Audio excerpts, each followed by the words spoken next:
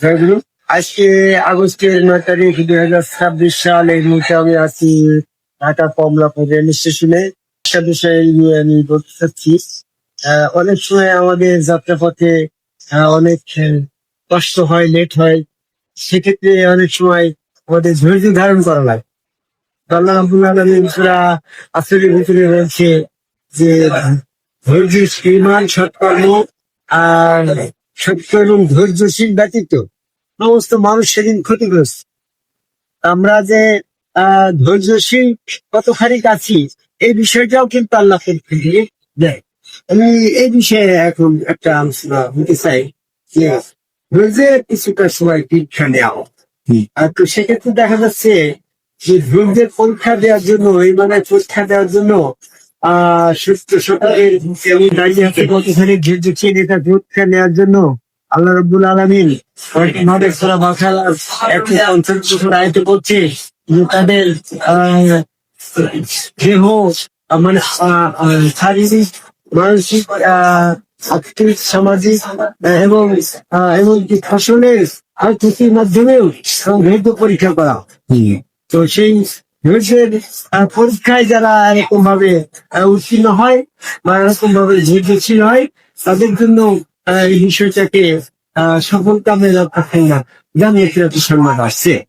তো তারপরেও আমি আরেকটি দেখলাম কোরআনের ভিতরে সূরা হুদের 9, 10, 11 নম্বর আয়াতে আল্লাহ এটা বলছে যে আমি যাদেরকে আমার রহমতের সম্পদ দিয়েছি তারা সেটাকে প্রাপ্ত হয়েছে।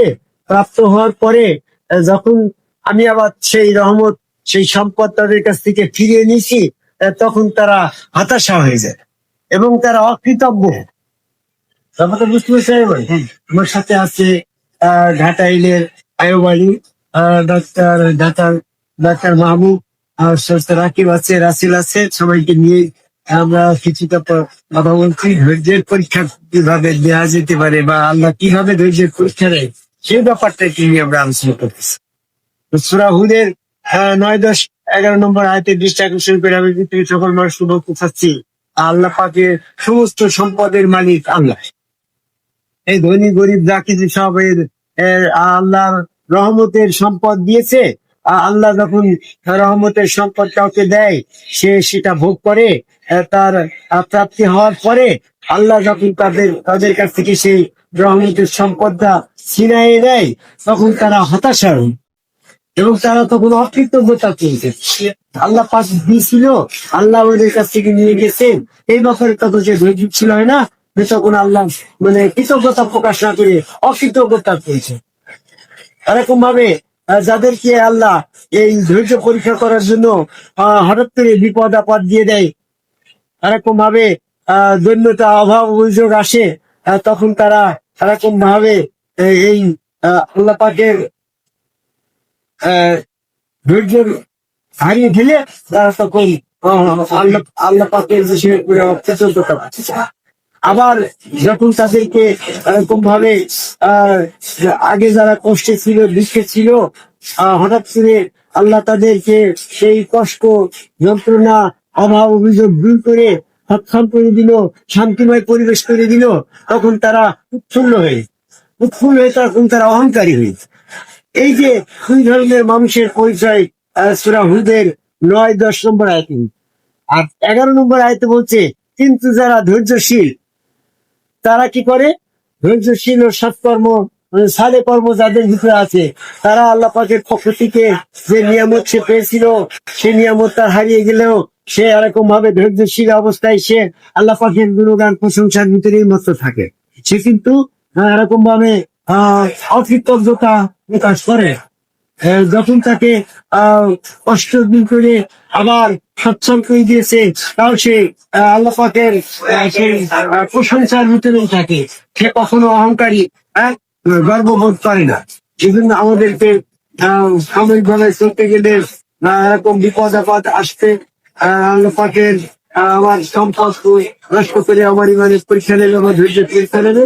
আমি অটল ভাবে আমি আল্লাহ পাকের পরে নির্ভরশীল থেকে আল্লাহ পাকের পরে তাওয়াক্কুল রেখে আমি যদি আমার জীবনে যা কিছু আছে তাই নিয়ে যদি শুধু থেকে আমার জীবনের সমস্ত কর্মে রসিকতাম চেষ্টা দিই, এখন তাদের জন্য কান্না খেয়েছে। এই জন্য তোরা তোরা হুদের 11 নম্বর আয়াতে বলছে, যারা ধৈর্যশীল ধৈর্যশীলের পরীক্ষায় পাশ করলো এবং ভালো কর্ম করলো তাদের জন্য মহাসাফল্য চান না। তোরা হুদের তোরা আসলে হিসেবে বলছে বলা আমাদের সবাই এবং যারা সত্যের পরে প্রতিষ্ঠিত এবং ধৈর্যের করে আছে তাদের কোনো ক্ষতি হবে না, বাকি লোক সব ক্ষতি হবে। আমরা সাময়িকতা পর উপেক্ষা করি আমাদের আল্লাহ বিশ্বাস, রসুল বিশ্বাস, এই আল্লাহ বিশ্বাসের বাস্তবতা হচ্ছে বর্তমানে রসুল বিশ্বাস, আর রসুল বিশ্বাসের বর্তমানে হচ্ছে উপস্থিত হাটে বাজারে চলাফেরা করা একজন সম্মুখ গুরুকে রসুল গুলো বিশ্বাস করানো হচ্ছে রসুল বিশ্বাস। এই রসুলের আনুগত্য করলে তার এই আনুগত্যের ওই হাত আল্লাহর পা আল্লাহ চেয়ার আল্লাহর ভিতরে স্বয়ং আল্লাহ বিশ্বাসকে যখন আমি আনুগত্য চেষ্টা করলাম তখন আমার ওই আনুগত্য আল্লাহর হয়ে গেল। ওই আনুগত্য যখন আল্লাহ হয়ে গেল তখন আল্লাহ আনুগত্য হয়ে গেলে আমি তোমার সালাদ কায়েম হয়ে গেল। আমি এরকম ভাবে সেই জায়গায় অভিযোগ থাকি কিন্তু যে সালাদ হেফাজত হয়ে গেল, এরকম ভাবে আমি ওই অবস্থায় কিছু মিলে জান্নাতে চলে যেতে পারি। তার জন্য জান্নাতে আগে এই জন্য আমাদের যারা কাছে বায়াত গ্রহণ করেছে তারা যেন আজীবন এই বায়াতের মৃত্যু সমস্ত বিপদ আপদ কষ্ট জিজ্ঞাসা যা কিছু আসুক জীবনটাকে কে নিলেও আল্লাহ থাকবে তোমার জান এবং নাহলে তোমাকে জান্নাত দিয়েছি। তোমার আমাদেরকে সর্ব অবস্থায় আদমগঞ্জ শিক্ষার মাধ্যমে